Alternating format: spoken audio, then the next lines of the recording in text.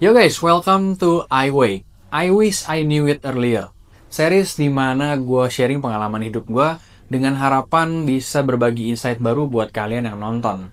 Nah, di episode pertama ini, gue pengen sharing satu kesalahan finansial yang gue perbuat dan gue sadarin itu berkat jadi driver online. Nah, kesalahan finansial ini sebenarnya adalah suatu perbuatan yang simple, tapi efeknya ternyata besar banget gitu, massive.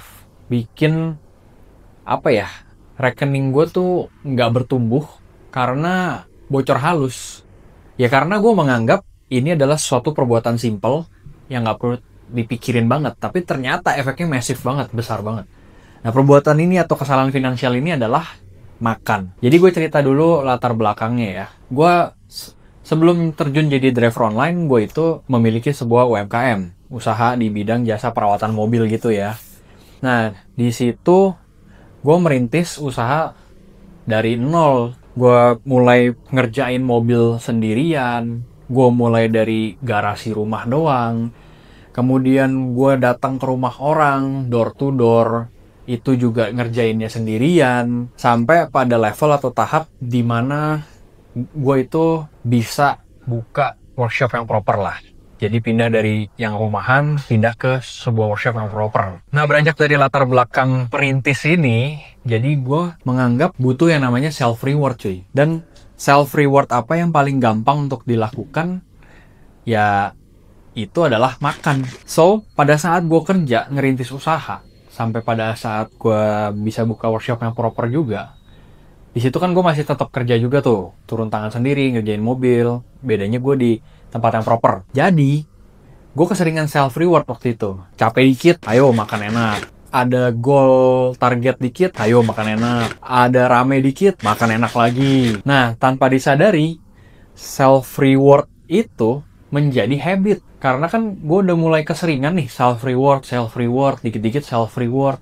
Makan enak. Akhirnya lama-lama gue menganggap makan enak itu sesuatu hal yang biasa. Dan itu nggak akan ada efek apa-apa ke keuangan. Jadi gue menganggap sekali makan menghabiskan 100-200 ribu itu adalah hal yang lumrah untuk seorang diri ya. Dan kalian bisa bayangin kalau sekali makan gue habisin 100, kita ambil tengah lah ya, 150 ribu. Sehari 3 kali makan, berarti gue untuk makan aja gue udah menghabiskan 450 ribu. Belum sama jajan dan lain-lain. Anggapannya mungkin sehari bisa 500 ribu berarti habisnya. Nah, dari situlah, dari kebanyakan self-reward, tumbuhlah habit yang jelek ini. Yang mana menurut gue masih belum sesuai dengan kondisi ekonomi atau level ekonomi gue pada saat itu. Jadi, level ekonomi gue segini, tapi habit gue udah di sini nih. Udah terlalu tinggi. Nah, itulah yang bikin keadaan finansial gue tuh bocor halus. Jadi seberapa ramenya workshop, seberapa keras gue kerja, setiap kali gue review keuangan, yang gue rasa pasti pertanyaan yang nomor satu muncul di kepala gue adalah, ini duit gue pada kemana? Kok segini-segini aja? Atau bahkan kadang-kadang pada saat gue review, lah kok malah minus ya? Di luar ekspektasi gue gitu. Tapi gue belum ketemu jawabannya pada saat itu tuh. Karena gue masih, kalau makan mahal atau makan yang mewah itu adalah sesuatu yang lumrah. Jadi gue tetap lakuin nih habit makan enak terus. Tapi di kepala gue bertanya-tanya terus, kok uang gue nggak bertumbuh, finansial gue nggak bertumbuh. Ya udah, akhirnya berlangsung terus bertahun-tahun sampai pada titik dimana walaupun finansial yang nggak bertumbuh, untungnya puji Tuhan workshop bisa bertumbuh. Dari gue mulai ngerjain mobil sendiri, gue bisa hire tim. Dari situlah mulai pelan-pelan, yang tadinya gue ngerjain hard skill sama soft skill, sekarang gue mulai fokus ke soft skill. Hard skillnya udah tim gue yang handle. Dari ngerjain soft skill ini, karena soft skill kan nggak 24 jam ya harus dikerjain, gue jadi punya banyak waktu luang. Dari situlah gue jadi mulai mencari-cari penghasilan tambahan atau side hustle. Ini ada korelasinya nanti nih, kita bahas ya belakangan ya. Sekarang gue mau cerita dulu latar belakang gue menjadi driver online. Ada korelasinya. Jadi karena gue punya banyak waktu luang, gue menganggap daripada gue nganggur-ngangguran di rumah, ya mendingan gue kerja. Apa nih yang bisa gue kerjain? Gue bahkan dulu tuh pernah sampai cari-cari lowongan seperti admin online shop, terus kurir antar paket. Pokoknya pekerjaan-pekerjaan entry level yang dikerjain itu pakai tenaga, bukan pakai otak. sampai gue cari gitu. Tapi nggak ada yang cocok. Akhirnya cari-cari ketemulah pekerjaan driver online ini, fleksibel dan bisa disesuaikan sama pekerjaan utama kan. Ya udah, itulah latar belakang gue menjadi driver online walaupun sudah punya usaha. Dan selain yang alasan tadi, salah satu alasan terkuat gue untuk daftar jadi driver online butuh side hustle juga karena gue merasa uang gue tuh nggak cukup, nggak bertambah gitu. Kok segini-segini aja, makanya gue butuh side hustle untuk nambah penghasilan. Tuh, jadinya dua alasan latar belakang gue kenapa gue terjun jadi driver online. Oke, latar belakang kalian sudah tahu ya kenapa gue jadi driver online walaupun sudah punya usaha. Sekarang gue mau bahas nih, kenapa jadi driver online bisa menyadarkan gue dari kesalahan finansial yang sepele tapi efeknya masif. Karena gini guys, semenjak jadi driver online, gue itu perlu narik hampir satu harian full, kurang lebih 12 jam untuk dapetin omset kurang lebih 400 sampai 500 ribu. Omset loh ya. Sedangkan habit gue jadi seorang pengusaha itu masih terbawa di dunia driver online, ya kan? Sekali makan 100 ribu, 150 ribu. Di sini hasilnya cuma 500 belum potong bensin dan lain-lain. Otomatis lama-lama gue ngitung, gue berpikir, lah ini lama-lama mah gue dapetin omset boro-boro buat nambahin penghasilan, yang ada malah jadi makin minus. Karena kan omset gue potong bensin dulu baru ketahuan, potong bensin, potong biaya perawatan mobil, baru ketahuan penghasilan bersihnya berapa. Dan setelah gue hitung sama biaya gue makan, lah malah minus jadinya. Nggak ada penghasilan tambahannya. Nah, dari situlah akhirnya gue menyadari, oh, I see. Ternyata selama ini gue too much. Pengeluaran gue tuh too much, terlalu banyak di makan. Jadi, expense gue di makan itu ternyata harusnya belum sampai di level ini nih. Harusnya gue masih menyesuaikan di level sini, tengah-tengah. Tapi gue udah di sini. Sedangkan gue masih di level ini ekonominya. Nah, dari situlah gue nyadar langsung. Oke, inilah jawabannya. Kenapa selama ini gue merasa, kok uang gue gak nambah-nambah? Finansial gue gak bertumbuh gitu. Jadi dari situ gue nyadar, gue baru mulai menyesuaikan. Akhirnya, yang tadinya gue selalu maunya makan enak, gue nganggep makan itu buat seorang diri ya 100-200 ribu sekali makan tuh hal yang normal, hal yang lumrah gitu. Akhirnya gue mulai adjust dan gue sekarang menganggap buat seorang diri aja makan sampai 100 ribu aja itu udah mahal banget, itu berlebihan. Akhirnya gue bisa ngejust, berhasil untuk adjust.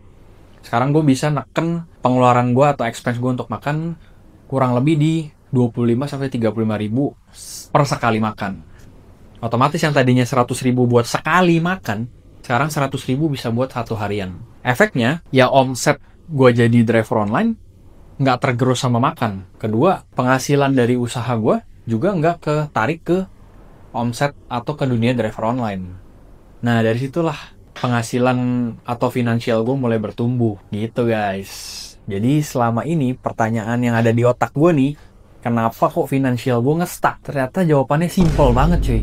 Cuman karena gue expense too much di makan. Jadi gue sekarang berprinsip, dari yang tadinya gue punya prinsip hidup itu ya untuk makan enak gitu. Lu cari duit buat apa kalau bukan buat makan? Sekarang gue rubah, makan itu untuk hidup. Ya kita cari duit buat makan untuk menyambung hidup. Jadi kita bisa tetap sehat, kita tetap bisa cari duit lagi, dan kita bisa tumbuhin finansial kita. Efek positif ya, finansial yang bertumbuh itu kan bisa naikin kelas ekonomi kita. Lo sama gue juga pasti pikirannya sama, nggak mau dong kita hidup nge-stuck di middle class ekonomi terus. Pasti kan ada keinginan untuk naik ke upper class.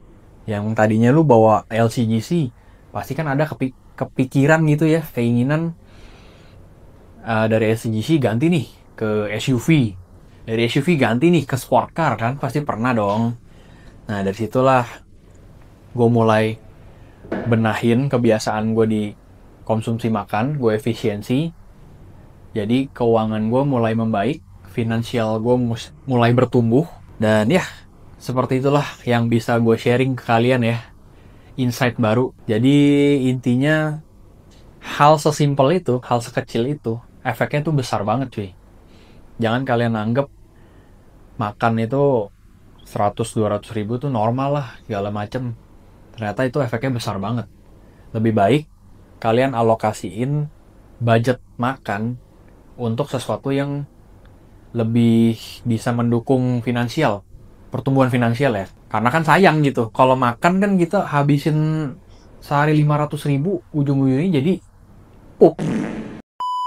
sedangkan kan kalau kalian alokasiin sehari budgeting makan 100.000 maksimal atau 150, sisanya 350.000-nya kalian mungkin bisa tabung, kalian bisa pelan-pelan buat modal usaha yang lain. Nanti lama-lama modal usaha itu berkembang, kalian bisa mungkin taruh di reksadana, di saham, di ya mungkin jadi investor, di deposito dan lain-lain lah pokoknya.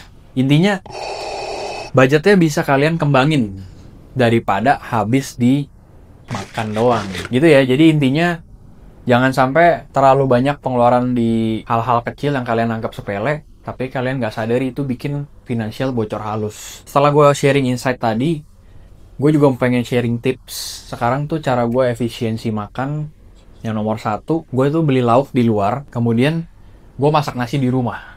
Bungkus lauk di warung nasi atau di nasi padang gitu ya, lauknya doang, gue bungkus, terus gue makan di rumah. Karena nasi kan kalau dibeli di luar pasti jatuhnya jauh lebih mahal.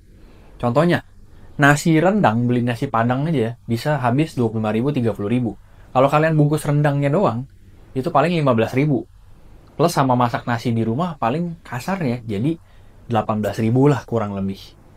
Gitu. Jadi tips dari gue, yang nomor satu kayak gitu ya. Terus yang kedua, cemil-cemil di luar juga. Cemilan-cemilan inilah yang kecil-kecil tapi efeknya masif banget. Contohnya adalah kopi. Gue ini paling suka yang namanya ngopi. Dulu tuh gue selalu beli kopi di luar. 20.000, 25.000. Gue pikir kan alah kopi cuma 20.000, nggak mungkin bikin miskin lah. Orang kan bilang gitu kan. Tapi ternyata kalau diakumulasiin sakit juga pengeluarannya. Jadi ya sekarang gue seduh kopi di rumah.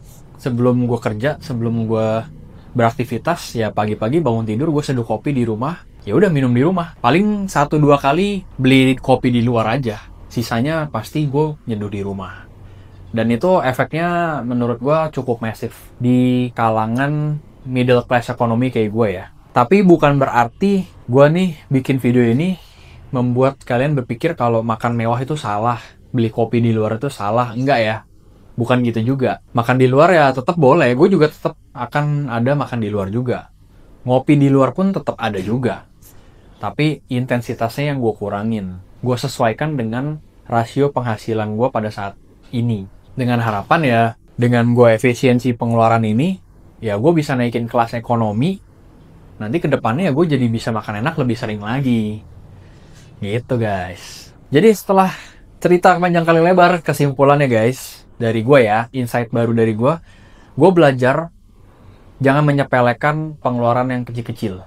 Jangan menyepelekan nominal kecil di hidup kita kalau kita masih di kelas mungkin middle to low class ekonomi ya. Mungkin kalau di upper class atau kalian mungkin seorang pewaris, mungkin akan beda cerita. Tapi kalau seorang perintis dan kita dari nol, bener-bener dari bawah, dan kita masih di kalangan middle to low class ekonomi, jangan remehkan nominal kecil, pengeluaran nominal kecil.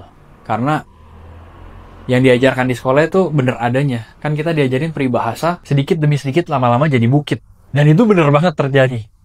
Kalau kalian ngeremehin pengeluaran kecil-kecil, lama-lama jadi bukit, masif. Kesimpulan kedua, kita ini menekan pengeluaran bukan karena pelit ya. Bedain ya guys. Bukan karena pelit, tapi melainkan kita melakukan efisiensi pengeluaran. Kita alokasiin pengeluaran kita untuk pertumbuhan finansial. Untuk sesuatu yang lebih baik lagi, gitu. Jadi bedain ya, pelit sama efisiensi. Karena kan kita hidup ini maunya pasti terus bertumbuh, berkembang. Dari low class ekonomi, naik ke middle class, otomatis naik ke upper class gitu kan. Dari upper class naik mungkin ke 9 naga, ya kan, gak ada yang tahu. Pasti kita terus mau bertumbuh, punya goal yang bagus lagi. Gitu. Dan kesimpulan ketiga, gue nggak bilang bukan berarti makan enak itu salah, ngopi tiap hari itu salah, enggak. Hanya aja perlu penyesuaian dengan rasio penghasilan kalian. Itu yang perlu diperhatikan. Ya mungkin kalau rasio penghasilan kalian mendukung untuk kalian sekali makan 100.000 ngopi tiap hari, menurut gue it's okay. Tapi kalian harus apa ya, cerdas-cerdas atau pintar-pintar cari rasionya nih. Kalian di mana, terus berapa pantasnya pengeluaran hariannya.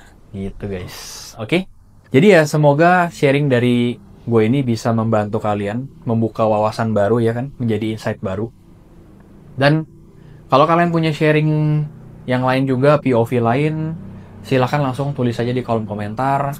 Dan kalau kalian suka sama series kayak gini, gue berbagi pengalaman, atau kalian pengen gue bahas topik-topik lain, coba tulis juga di kolom komentar aja ya. Nanti gue akan coba buatin video-video kayak gini lagi. Oke guys, kalau gitu sampai di sini dulu episode pertama I Way. Thank you for watching. See you in the next video. Bye.